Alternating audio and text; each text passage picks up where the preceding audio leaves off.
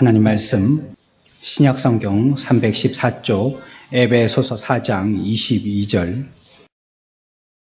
너는 유혹의 욕심을 따라 썩어져가는 구습을 따르는 옛사람을 벗어버리고 오직 너의 심령이 새롭게 되어 하나님을 따라 의와 진리의 거룩함으로 지으심을 받은 새 사람을 입으라. 아멘. 찬양하겠습니다.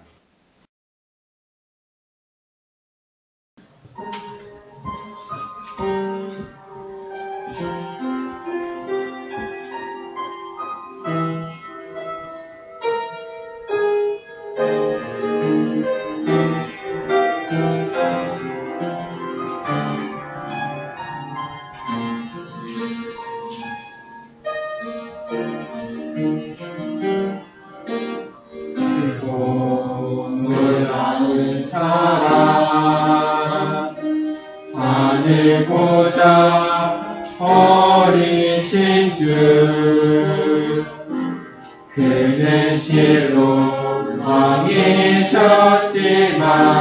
영광 버리고 이 땅에 오셨네. 자기 몸을 비워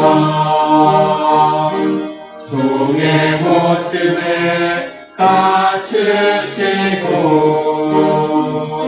십자가에 달리시어 우리에게 구원을 주셨네.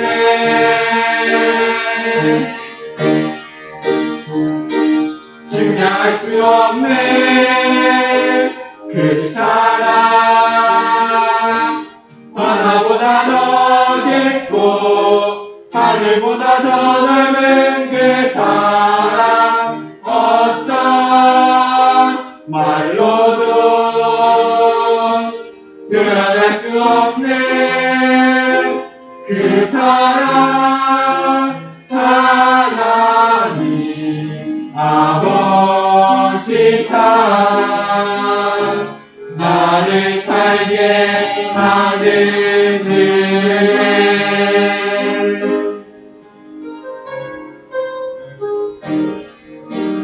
크고 놀라운 사랑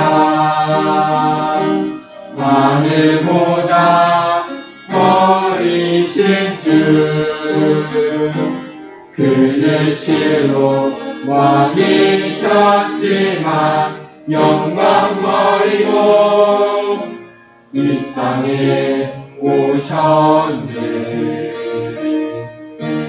자기 몸을 비워 종의 모습을 갖추시고 십자가에 달리시어 우리에게 구원을 주셨네.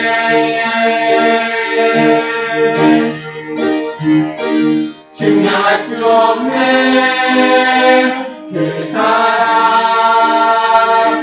바다보다 더 깊고 하늘보다 더 넓은 그 사랑. 어떤 말로도 표현할 수 없네 그 사랑. 하나님 아버지 사랑 나를 살게 하는 은혜. 측량할 수 없네 그 사랑. 바다보다 더 깊고 하늘보다 더 넓은 그 사랑. 어떤 말로도 표현할 수 없네 그 사랑.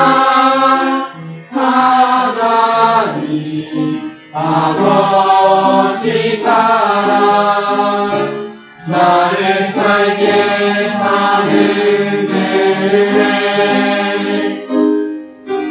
무엇으로도 갚을 수 없으니 아들을 보내신 하나님 사랑.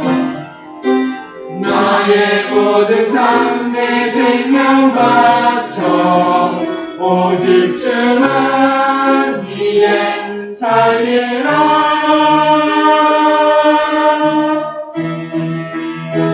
증명할 수 없는 그 사랑,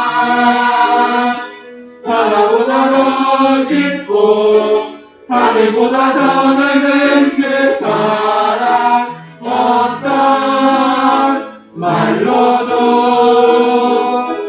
표현할 수 없는 그 사랑, 하나님 아버지 사랑, 나를 살게 하는 은혜, 설명할 수 없는 그 사랑, 바다보다 더 깊고 하늘보다 더 넓은 그 사랑, 어떤 말로도 표현할 수 없는 그 사랑, 하나님 아버지 사랑, 나를 살게 하는 은혜, 나를 살게 하는 은혜, 나를 살게 하는 은혜, 우리를 위한 그 사랑.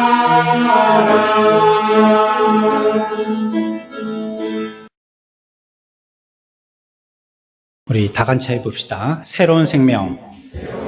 새로운 생명. 하나님은 우리를 부르실 때 그냥 부르시지 않았다는 것 먼저 기억해야 합니다. 어떻게 부르셨을까요, 그러면? 하나님이 우리를 부르실 때요, 그저 있는 모습으로 그대로 오게 부르시지 않고 하나님의 어떤 부르심에는 목적을 갖고 부르십니다. 우리를 어떻게 부르셨을까요? 앞에서 답을 얘기했는데요. 네. 새로운 생명으로 부르셨습니다. 하나님이 우리를 부르실 때는요, 우리에게 안팎의 모든 모습을 다 변화시킨 새로운 생명으로 우리를 부르셨다는 것을 여러분들은 기억하셔야 됩니다. 그렇지만 해결 안 되는 문제가 있죠. 새로운 생명인데 나는 여전한 생명으로 그냥 그렇게 살고 있다는 겁니다. 전에 믿었을 때나 안 믿었을 때나 별 그렇게 큰 변화 없이 똑같은 생명을 유지하면서 사는 것 같은 그런 기분이 들어요. 하나, 이 새로운 생명은요, 물론 우리를 통하여서도 역사하시는 생명이지만 전적으로 하나님이 하시는 생명이기 때문에요, 그 일을 부인하고 거부할 자는 아무도 없습니다. 하나님께로 온 생명들은 모두 어떤 생명이에요? 새로운 생명으로 온 것입니다. 지난주에도 배웠죠? 죽음이라는 걸 어떻게 이해해야 된다고 그랬어요? 멸망, 절망, 완전히 이제 망하게 되어진 것, 영원히 빛을 보지 못하게 암흑 가운데 빠져드는 것, 우리가 이전에 가졌던 죽음에 대한 생각들입니다. 하지만 이제 예수님께서 죽으셨다가 살아나심으로 이 죽음은 우리들에게 마치 예수님이 무덤에서 나오신 것, 옷을 갈아입으려고 탈의실에 들어가서 옷을 갈아입고 나오신 것과 같이 우리들도 죽음이라는 것을 그런 관점으로 보게 되어졌고, 그것이 우리들에게 현실로 나타나도록 하나님께서 인쳐주시는 그 사건이 십자가와 부활의 사건이다라고 배웠습니다. 새로운 관점으로 보게 되어졌고, 그와 같은 변화가 있듯이 우리들도 오늘날 예수를 믿는데 새롭게 변화되어진 자로서 믿게 하신다는 것, 우리가 말씀을 시작할 때 먼저 기억해야 할 것입니다. 하나님의 부르심이라는 것은요, 단순히 여러분들이 예수 믿어서 어떤 습관이 좀 변해라, 이걸 얘기하시는 게 아닙니다. 하나님께서 우리들을 부르셨다는 것이 이전에 어떻게 무질서했던 삶들을 갖다가 질서정연한 삶으로 살아라, 삶의 방식이라든지요, 아니면 어떻게 살 것인지 하는 삶의 동기라든지요, 아니면 세상을 보는 삶에 대한 관점 정도의 변화의 부르심이 아니라는 겁니다. 아, 그래, 예수 믿고 좋은 사람 돼야지. 안 믿는 사람들은 믿는 사람들을 갖다가 얘기할 때 그렇게 얘기하죠. 아, 교회 가라고. 교회 가면 좋은 것 배운다고. 아, 아이들이 교회를 갔다 오더니 아이가 반듯한 아이가 되었다고. 물론 그런 변화 분명히 있는 것입니다. 그러나 여기에는 조금 더 본질적인 의미가 있는 것입니다. 이 생명을 만들기 위해서요, 우리에게 주신 이 새로운 생명 있죠? 이것을 만들기 위해서 하나님이 하나님의 아들을 육신의 옷을 입히시고 이 땅에 보내셨습니다. 그리고 죽으셨고 다시 살아나셨습니다. 성령께서는요, 성령의 역사를 통하여서 그 생명이 우리 가운데 역사하도록 능력으로 임하십니다. 그러니 한 새로운 생명이 우리들에 있도록 하기 위해서 하나님의 성부, 성자, 성령의 총동원의 능력이 여기에 전부 한 목적이 되어서 힘을 합한 것입니다. 새로운 생명을 이루도록 하기 위한 목적인 것입니다. 그렇다면 우리들에게는 새 생명이 아닌 옛 생명도 있다는 말이 되겠죠. 새 생명을 주시기 위해서 오셨으니까. 이 옛 생명을 얻게 하려고 예수님이 이 땅에 오신 것입니다. 하나님 편에 봤었을 때는 옛 생명은 참 안 좋은 거예요. 왜냐하면 아들을 죽이면서야 겨우 얻게 되어지는 새 생명이기 때문에. 이 옛 생명의 악질이 얼마나 악성이 강한지 새 생명이 없이는 안 되니까 말이에요. 새 생명으로 변화되게 되는데 예수 그리스도 그분의 피가 없이는 안 되게 되니까 말이에요. 하나님께서 보셨을 때는 옛 생명은 굉장히 악질이고 나쁜 것입니다. 그리고 또 하나님께서는요, 우리들에게 새 생명을 주시기 위해서 하나님의 사랑과 능력과 지혜의 모든 가지고 계신 방법들을 갖다가 총동원하셨기 때문에 이것을 보호할 때 우리가 미루어 짐작할 수 있는 또 한 가지의 사실은 우리들은 엄청나게 하나님 앞에 귀한 존재라구나 하는 것을 알게 되는 것입니다. 이 새 생명을 주시기 위해서 하나님이 그와 같이 우리를 전폭적으로 모든 작전을 다 펼쳐서 우리들에게 이 생명을 주시려고 하시니 우리들은 얼마나 귀한 존재라는 것을 알게 되는 것입니다. 물론 옛 생명이 빠져나가고요, 새 생명이 새롭게 들어갔다고 해서 그 사람이 전혀 다른 새로운 존재가 되는 건 아닙니다. 여전히 그 사람이에요. 하지만 그 똑같은 사람이 과거에는 율법 아래 살았다면요, 이제는 은혜 아래 살게 되었다는 거예요. 오늘 우리가 주보에 올린 그림 있죠? 어떤 그림을 할까 막 선택을 하는데 한참 시간이 걸리는데요. 주보를 다 해놓고도요, 이 그림 한 장 선정하는 게 이게 마음에 안 들어가지고 시간을 꽤 잡아먹을 때가 있어요. 그리고 또 화장실 갔다가 다시 앉아가지고 또 펼쳐보고 막 그럴 때가 있어요. 근데 여기서 마음에 들었던 장면은 뭐냐면 벗어놓은 옛 옷을 사탄마귀가 어떻게 하고 있어요 지금? 주보의 그림 보니까요. 어떻게 하고 있어요? 완전히 올가매고 있죠? 그렇죠? 온몸으로 감싸고 있죠? 우리를 이와 같이 못 빠져나오도록 하는 거예요. 옛 생명에서 사탄마귀는 우리들이 못 빠져나오도록 여기에 완전히 족쇄가 채워져서 그 가운데 그 율법 아래에 그냥 종살이, 감옥살이 하도록 하는 거예요. 하지만 새 생명이 주어짐으로 우리들은 그런 감옥살이에서 참 자유인 은혜 아래 있게 되어진 이런 변화들을 성경은 얘기하고 있습니다. 성경은 뭐라고 얘기해요? 그래서 옛것은 모두 지나갔고 이제 보라 무엇이 되었다고요? 새 것이 되었다라고 얘기했습니다.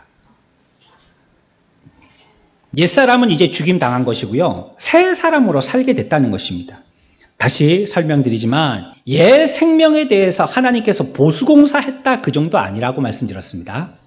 새 생명을 얻게 됐다는 말은 옛 생명에다가 새로운 생명을 칠한 정도 이런 걸 얘기하는 것이 아닙니다.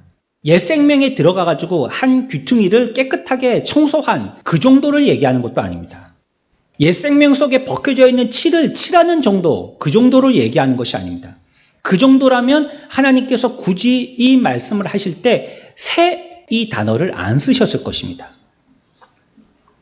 여러 가지 단어가 있겠지만 굳이 여기서는 새 창조, 새 생명이라고 말씀하시는 것은 그 정도의 보수, 어느 일정한 부분에 대한 청소, 부족한 부분에 대한 칠, 이런 걸 얘기하는 정도가 아니라는 것이에요. 그러면 하나님께서 새 생명에 대해서 어떻게 말씀하셨냐면요, 겉만 번지르한 윤리 선행, 종교의식, 그럴싸하게 행하는 우리의 경건생활, 좋든지 싫든지 자기 마음대로 하는 감정주의, 이런 외면적인 모습이 아닌 거예요. 우리의 새 생명으로 얻게 되어진 존재는 이런 존재로 머물러 있어서는 안 되는 것입니다. 새로운 존재는요, 특징이 무엇이냐면 하늘을 좋아합니다. 하늘. 하늘에 속한 것들에 대해서 공감합니다. 너 누구 편이야? 그랬을 때 무조건 하나님 편입니다. 너 여당이야? 야당이야? 우리 교회는 전부 다 이른 당 편인데 당신은 어느 당 편이야? 뭐 이렇게 묻는 사람은 없겠지만요. 암암리에 사람들에게 전달돼서요. 아닌 사람들은 못 배겨 나가는 거예요. 서로 얘기하는 거 들어보니까 딱 알게 되겠거든요. 그러면은 당신은 우리 편 아니에요. 교회가 이렇게 되면 안 돼요. 교회는요, 누구 편이에요? 누구 편이에요? 목사 편도 아니고 하나님 편이에요. 하나님 편. 누가 하나 얘기하더라도 그 사람이 얘기가 하나님 편에 쓴 말이면 무조건 거기에다 붙어야 되는 거예요. 엄청나게 학박사 지식 있고 재력 있고 능력 있고 뭐 권세 있는 사람인데 그 사람이 얘기하는 게 하나님의 말이 아니에요. 전부 다 인간 말이에요. 그러면 그냥 매정하게 등 돌리는 겁니다. 사도 바울은요, 이 새로움에 대해서 두 가지로 표현하고 있습니다. 어떻게 표현하고 있냐면 의와 거룩함이다라고 표현하고 있어요. 그 말씀이 오늘 우리가 읽었던 말씀입니다. 우리가 읽었던 말씀에 보세요. 24절만 같이 읽습니다. 시작.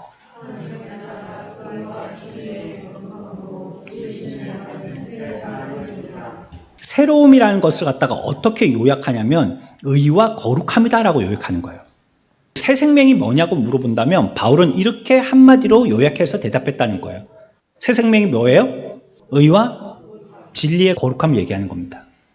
새 사람은요, 하나님이든지 사람이든지 그들의 앞에서요, 내 속에 있는 내면이든지 우리 밖에 있는 외면으로도 의롭고 거룩해야 되는 거예요. 이것이 진리를 통하여서 자꾸 나타나는 것입니다. 진리를 붙들고 사는 우리의 삶 가운데에서 의와 거룩함이 끊임없이 나타나야 되는 것입니다.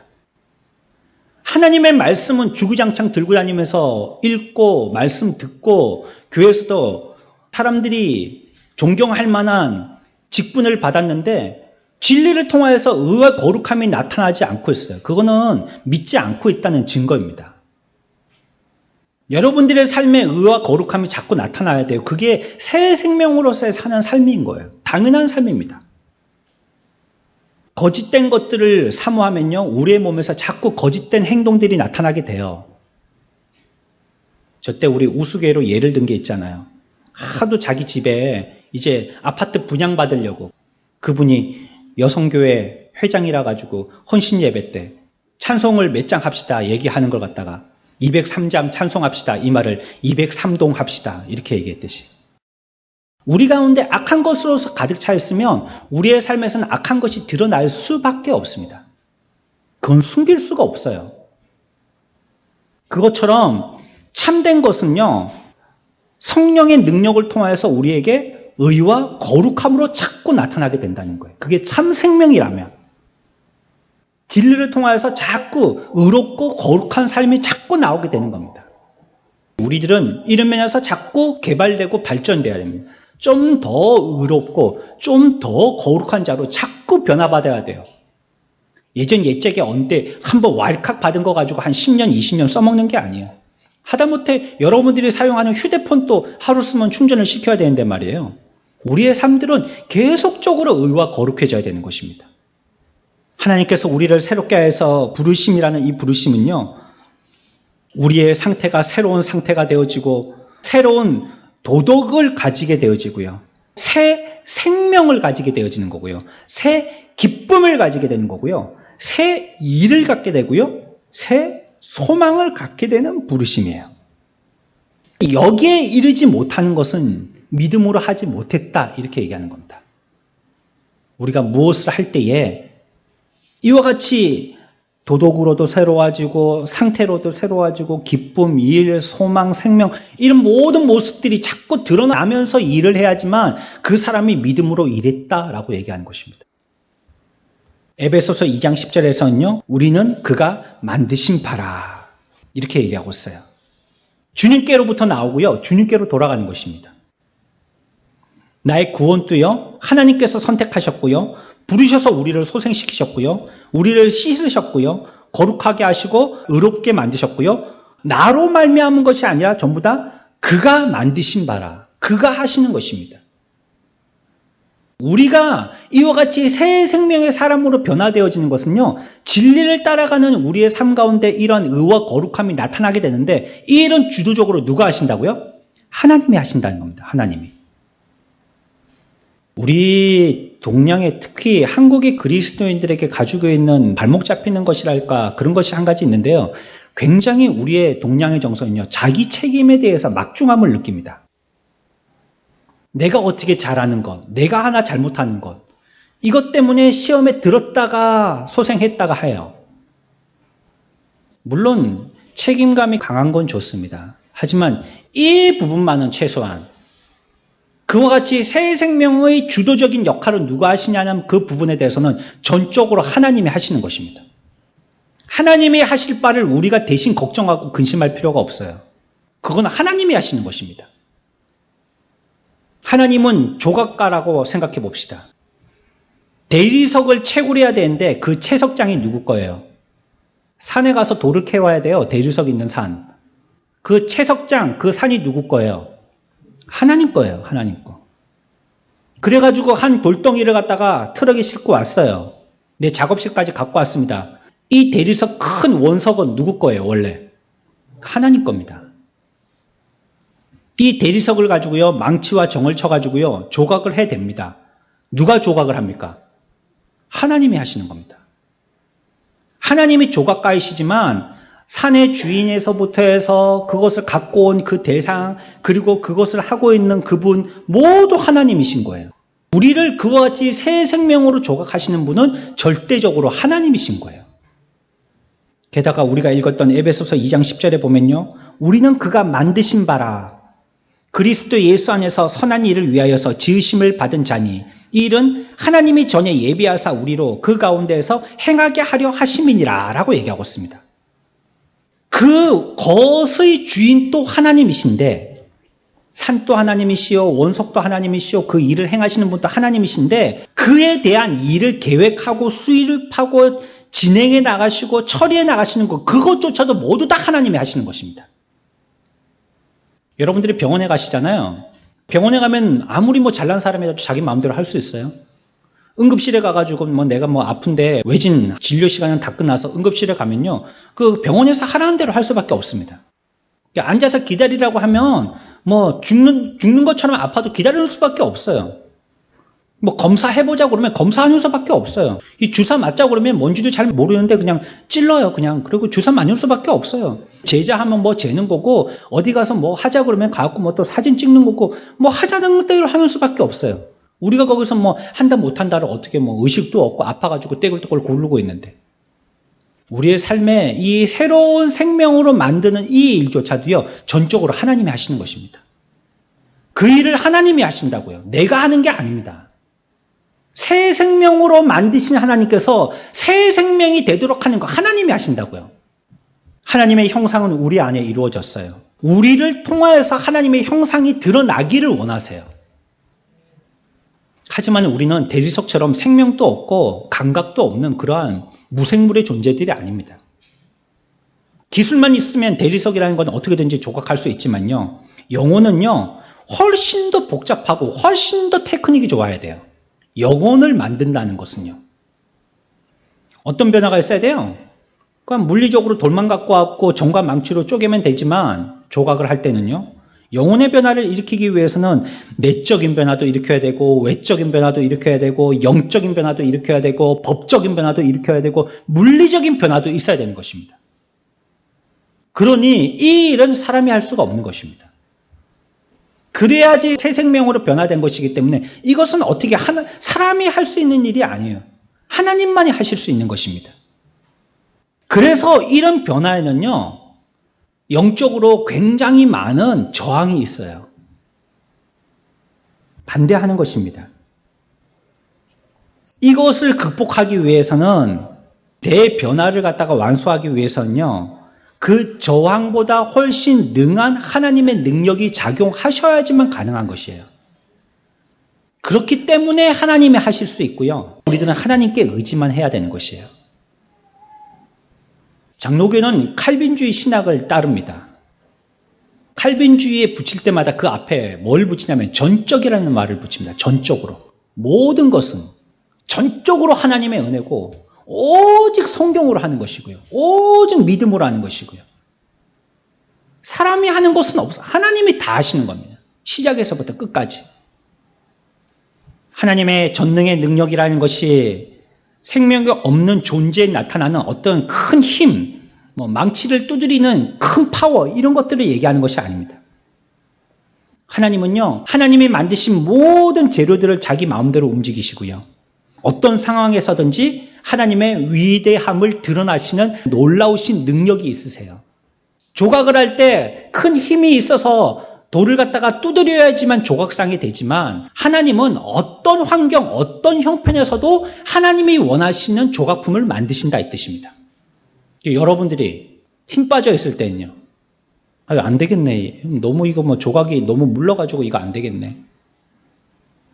야, 이 사람을 조각으로 만들었다고는 안 되겠네. 우리는 그렇게 생각하지만 하나님은 그렇게 안 하신다는 거예요. 하나님의 놀라운 능력은요, 하나님께서 다 이루어서 하나님께서 인도해 나가시기 때문에 그 모습, 그 환경, 형편을 주도하시는 분도 하나님이 하셔요. 그런데 여전히 새 생명으로 그 사람을 빚어가신다는 겁니다. 예수 잘 믿자고 하니까 우리들이 열심히 하면 될 것 같잖아요. 근데 그게 다가 아니에요. 하나님의 놀라우신 능력이 없이는요, 우리의 열심이 아무짝에도 쓸모없는 것이 되고 맙니다. 하나님이 전능의 능력이 우리 안에 역사하실 때는요, 그 방법이라는 것이 끝이 없습니다. 진리라는 것은 여러 측면을 갖고 있습니다. 마치요, 다이아몬드가 한 면만을 가지고 있지 않고 여러 면으로 단장되어져 있는 것처럼 말이죠. 넓은 의미에서 보면 진리라는 것은 이중적인 면을 갖고 있어요. 하나는 천상의 면이 있다면요, 또 지상의 면이 있습니다. 신적인 면이 있는 동시에 인간적인 면도 있습니다. 하지만 이 두 면은요, 서로 부딪히지 않아요. 조화를 이룹니다. 하나님은 주권자시잖아요. 하나님이 모든 것을 하시지 않습니까? 이게 한쪽의 면이에요. 하지만 다른 쪽에는요, 사람에게 의지를 주어서 그 사람이 그 일을 기쁨으로 하도록 하셨다는 거예요. 이게 진리의 또 다른 면입니다. 하나님은 자기의 뜻대로 어떤 일들을 선택하셔서요, 그 일들로 이끄십니다.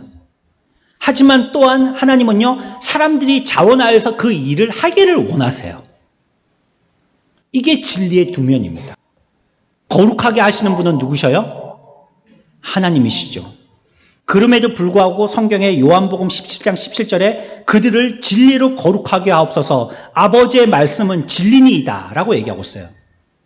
거룩하게는 누가 하신다고요? 하지만 진리를 통해서 하신다는 거예요. 하나님이 주권적으로 거룩하게 하실 수 있지만 우리를 통해서 진리를 따르게 하는 그 진리의 따름을 통해서 거룩하게 하신다는 겁니다. 우리를 깨끗게 하시는 분은 누구세요? 하나님이시죠.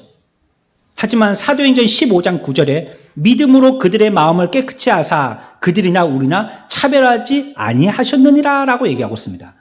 우리의 마음을 깨끗게 하시는 분은 하나님이신데 무엇을 통하여서 한다고요? 믿음으로 한다는 거예요. 믿음으로. 우리가 가지고 있는 믿음을 통하여서 우리를 깨끗게 하신다는 거예요. 우리를 기쁨과 평안으로 충만케 하시는 분은 누구시죠? 하나님이시죠. 그런데 이때에도 우리가 믿을 때 그렇게 된다는 것입니다. 그러니까 이거는 진리의 두 가지 면이 있는 것이에요. 여러분들은 얼마든지 여러분들의 상황 향해서 평안과 기쁨을 얻을 수 있고요. 얼마든지 풍랑 가운데 조각배와 같이 불안하고 힘들어할 수 있습니다. 진리의 두 가지 면이 있어요. 우리가 믿음으로 행하면요, 그 어디나 어디예요? 하늘나라예요. 그 어디나. 높은 산이든지 거친 들이든지 또 어디든지요? 초막이나 궁궐이나 어떻게 하면요? 주님 모시고 계시면 그곳이 하늘나라예요. 하나님은요, 우리가 가지고 있는 여러 가지 기능들을 로봇처럼 폐하지 않으신다는 말씀이에요. 저기 북한 저 공산정권처럼 말이에요, 획일적으로 하지 않으신다는 거예요. 다 로봇이 되도록 해서 똑같이 하도록 하지 않으신다는 것입니다. 여러분들도 앉아 계신 분들을 보십시오.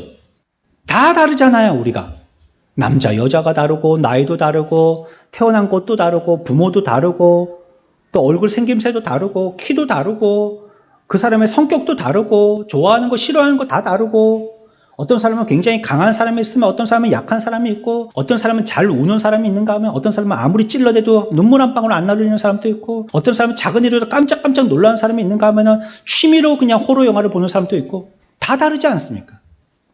그런데 하나님이 그 사람을 하나로 되게 하시지 않는다는 거예요.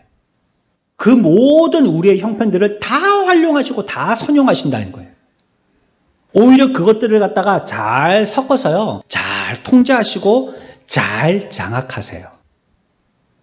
우리의 이성이든지 우리의 지혜들을 강제하지 않으셔요. 오히려 더 자유롭게 하셔서요, 참 진리의 본성을 따르도록 하십니다. 그리고 우리가 아이들을 가르칠 때 처음에 어떨 때는 강제해야 할 때가 있죠. 강제해야 될 때. 막 자기 마음대로 하려고 할 때, 억지로 하려고 할 때, 그때는 바른 길을 이렇게 틀을 만들어줘서 그 틀 밖에 나가지 아니하도록 해야 되죠. 하지만 더 잘 가르치는 건 뭐예요? 이제 스스로 하게 하는 거예요. 틀이 없어도. 틀이 있었던 그 선 밖으로 넘어가지 않도록 스스로 하게 하는 거예요. 하나님이 우리들에게 그렇게 얽어매지 아니하는데 우리를 통해서 참 자유로운 본성을 쫓아서 진리를 따르도록 하는 거예요. 이제는 하나님 앞에 두드려 맞는다고 선하게 행하지 않고요, 안 두들겨 맞아도 나에게 손해를 보고 피해를 봐도 의롭고 거룩하게 살아나가는 것입니다. 하늘에 있는 것이든지 땅에 있는 것이든지 이것은 분명히 다른 것입니다. 하지만 이것은 서로 연관됐다고 말씀드렸고요. 그럼에도 불구하고 그것은 서로 혼동되지는 않는다라고 얘기했어요. 이것이 혼동될 때 우리의 교훈들은 굉장히 어려워지는 거예요. 이게 혼동될 때 신비주의가 되든지 잘못된 거짓 교훈에 빠지게 되어지는 것입니다. 고린도전서 15장 40절에 하늘에 속한 형체도 있고 땅에 속한 형체도 있으나 하늘에 속한 것의 영광이 따로 있고 땅에 속한 것의 영광이 따로 있으니 라고 얘기하고 있습니다. 우리 안에 역사하시는 분은 하나님이세요. 그리고 그 역사 아래서 새롭게 빚어가는 대상은 바로 저와 여러분들입니다. 그리고 그 역사와 관련해서 알아야 할 것을 하나님은 우리들에게 말씀으로 계시해 주셨어요. 이거 꼭 기억해야 합니다. 사람의 본성의 기질이 향상되고요, 종교적인 면에서 우리가 열심을 가지게 되고요, 사람의 지식적인 부분을 배우게 한다고 할지라도요, 헛수고예요. 인간적인 요소를 아무리 강조해봐야 새로운 창조로서의 이루심의 능력이 없이는 헛수고라는 겁니다. 부지런하게 만들어졌어요. 공부 열심히 시켜가지고요, 똑똑한 사람 만들어놨어요. 좋은 데 가서 훈련 잘 받아 왔어요. 하지만 하나님의 강권적인 능력으로 그 사람을 새롭게 되게 하시는 하늘의 신령한 능력이 없이는요, 그게 헛수고라는 거예요. 그게. 우리들은 우리가 스스로 잘 준비되면 하나님께서 쓰실 줄 알죠. 하나님이 안 쓰시겠다 하면 우리가 아무리 평생을 준비한 게 무용지물이라는 뜻입니다. 열심히 여러분들이 지력을 닦아서 공부 잘하는 사람이 됐다 할지라도 하나님이 그걸 들어서 쓰셔야 되는 거예요. 그러나 쓰시면 놀랍게 쓰신다는 겁니다. 그 사람의 잘하는 것을 통하여서. 노래 잘 불러요? 그걸 통해서 하나님이 쓰시는 겁니다. 성실하면 하나님 놀라운 하나님이십니다. 여러분들이 바보 맹추 같잖아요. 근데 하나님이 여러분들에게 하나님의 형상을 따라 지으셨기 때문에 여러분들에게 빈손으로 보내시지 않았어요, 이 땅에. 그런데 여러분들이 보기에는 하찮아 보이는 것, 나도 저렇게 돈 많고 공부 잘하고 권세 있으면 좋겠는데 내가 잘하는 거라고는 아무것도 없는 것 같은 것. 그런데 그럼에도 빈손 중에 자세히 보면 하나님이 주신 게 있어요. 그런데 하나님은 그 놀라운 것을 통해서 하나님이 역사를 일으키신다는 거예요. 나의 그 놀라운 면을 통해서요. 내가 사소하게 보는 그 작은 면을 통해서 하나님의 역사를 일으키신다는 거예요. 물론 공부 잘한 거, 돈 많은 거, 머리 좋은 거, 권세 있는 걸로 통해서도 쓰실 수 있죠. 그러나 하나님이 나를 통해서 쓰실 때는요, 하나님의 특별한 방식으로 하나님의 특별하게 주신 것을 통해서 쓰시는 거예요. 이런 역사는 그리스도로 인하여서요, 그리고 하나님의 계획하심을 통하여서 가능하게 되어지는 것입니다.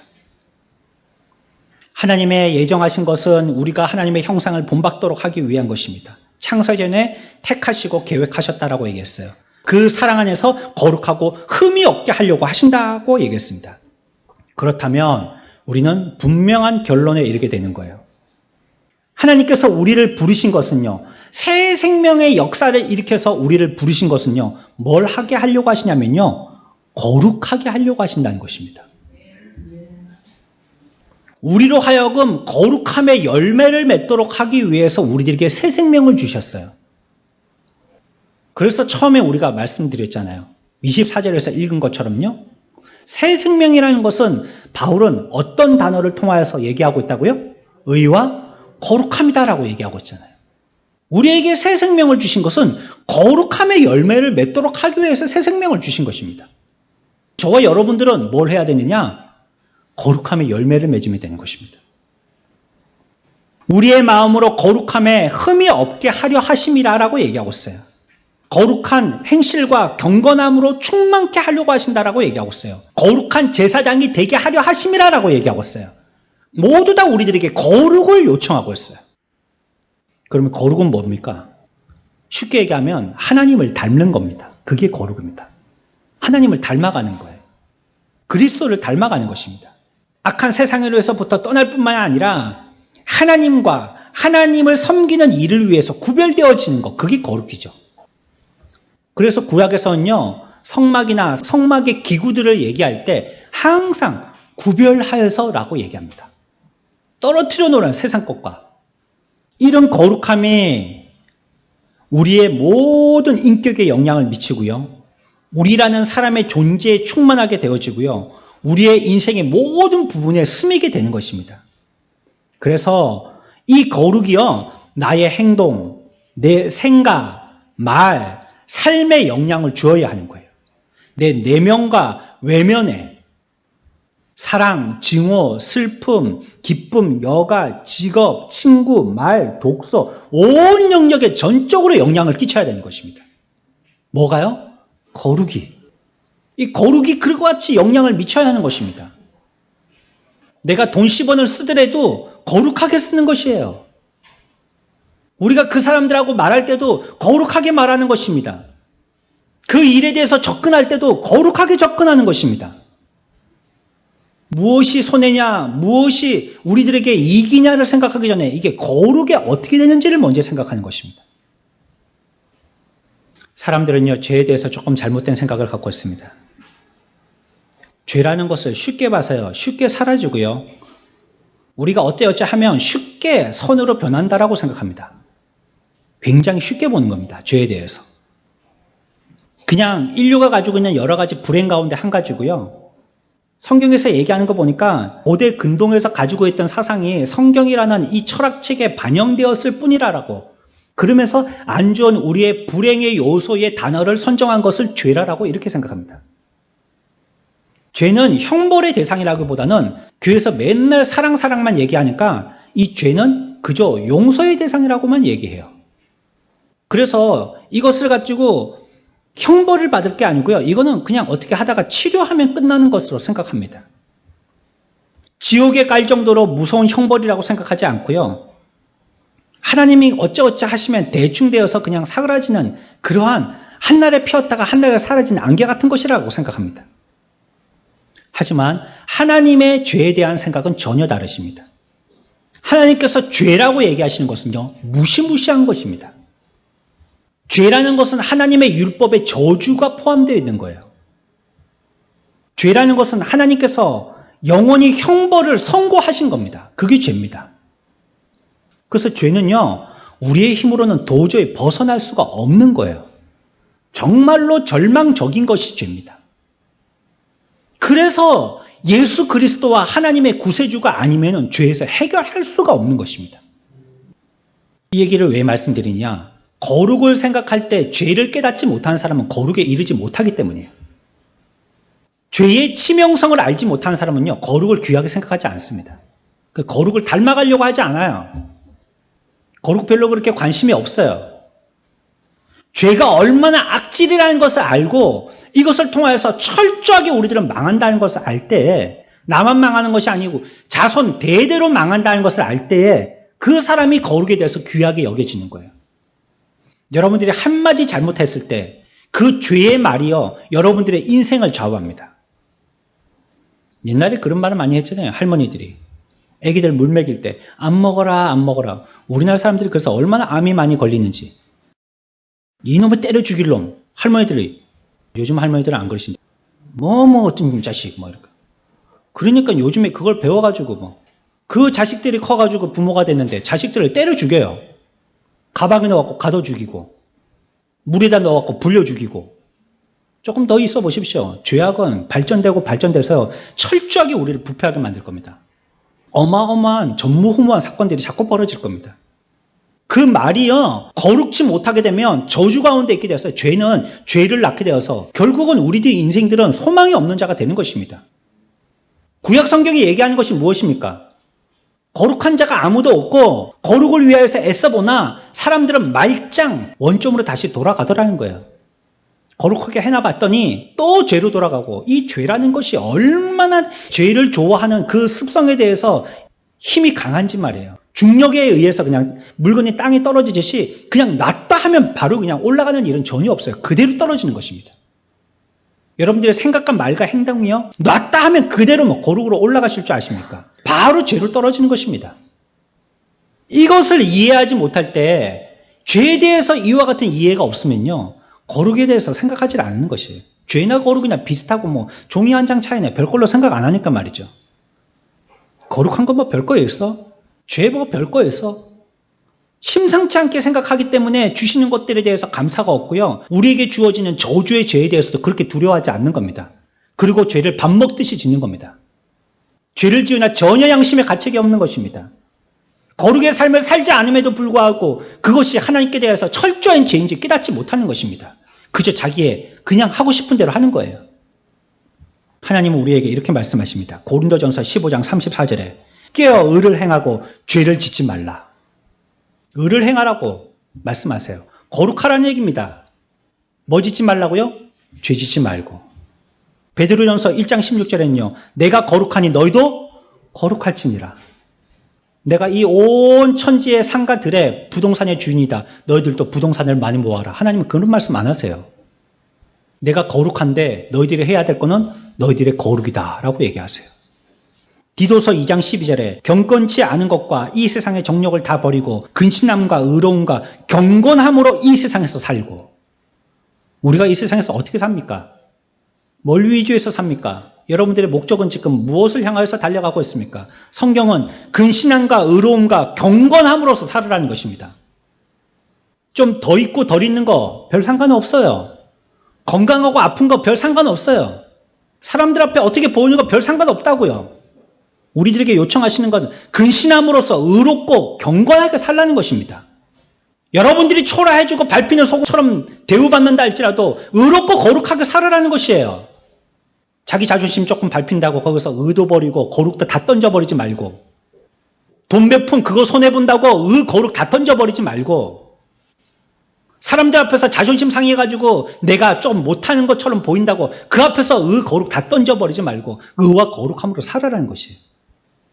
로마서 13장 14절에 오직 주 예수 그리스도를 옷 입고 정욕을 위하여 육신의 일을 도모하지 말라라고 얘기합니다. 육신 따라 살지 마세요. 육신 좋아하지 마세요. 어떻게 일이 있을 때마다 먼저 생각나는 게 육신입니까? 우리가 반평생을 예수 믿었는데. 이런 말씀을 통하여서 분명한 것은요, 하나님이 우리를 부르실 때 죄에서 완전히 떠나라라고 부르시는 것입니다. 저와 여러분들은요, 새 생명을 가지고 있는 존재들입니다. 이것이 되도록 하기 위해서 하나님이 그와 같이 역사하셨고요, 우리들에게 가지고 있는 그 능력을 통하여서 합력하여서 하나님의 진리를 쫓는 거룩함의 사람이 되도록 하기 위해서 하나님이 지금 섭리해 나가고 계세요. 거룩하게 살도록 하기 위해서요. 우리의 목적은 그것입니다. 우리는 세상 사람들과 같은 똑같은 말을 하고 똑같은 옷을 입고 똑같은 먹거리를 먹고 있으니까요, 그들과 목적이 같은 줄 압니다. 아니에요. 우리는 거룩을 위해서 살아야 되는 것입니다. 우리는 돈 벌기 위해서 사는 사람들이 아니에요. 여러분들이 죽을 때도 거룩하게 죽으십시오. 뭐가 두렵습니까? 하나님이 그렇게 하라 하신 대로 우리가 하는 것뿐인데, 천지의 주제께서 그 모든 일들을 다루신다라고 말씀하시는데 뭐가 두렵습니까? 우리에게 받은 사명은요, 새 생명을 이루는 것입니다. 저와 여러분들에게 새 생명이 있습니까? 지금 새 생명의 형상의 모습들이 내 내면과 외면에 드러나고 있습니까? 내가 어디에 정신이 홀딱 빠져 있어요 지금? 뭐 한다고 우리는 울고 웃고 있습니까? 뭐 한다고 계획하고 뭘 위해서 지금 근심하고 걱정하고 있습니까? 뭐 때문에 우리들은 아프고 뭐 때문에 흥분되어서 좋아하고 있습니까? 뭐가 그렇게 기쁘든가요? 우리는 거룩을 위해서 살 자들입니다. 하나님의 백성들은요, 의와 거룩함을 따르는 자들입니다. 이 시대에 부르심을 받은 저와 여러분들, 우리가 특별하게 하나님을 위하여서 큰 영광 돌릴 대단한 일을 하지 못한다 할지라도요, 일을 하기 전에 하나님의 거룩하심으로 말미암아 우리들도 거룩함이 됨이 중요한 것입니다. 거룩한 자녀된 저희들에게 하나님께서 요청하시는 바가 바로 그것입니다. 하나님이 만드시고 섭리해 나가시는 방향으로 우리도 동일한 방향을 잡아야겠습니다. 오늘 우리가 읽었던 말씀 다시 한 번만 읽고 말씀을 마치겠습니다. 에베소서 4장 22절입니다. 24절까지 다 같이 말씀을 정리하면서 함께 읽겠습니다. 너희는 유혹의 욕심을 따라 썩어져가는 구습을 따르는 옛사람을 벗어버리고 오직 너희의 심령이 새롭게 되어 하나님을 따라 의와 진리의 거룩함으로 지으심을 받은 새 사람을 입으라. 아멘.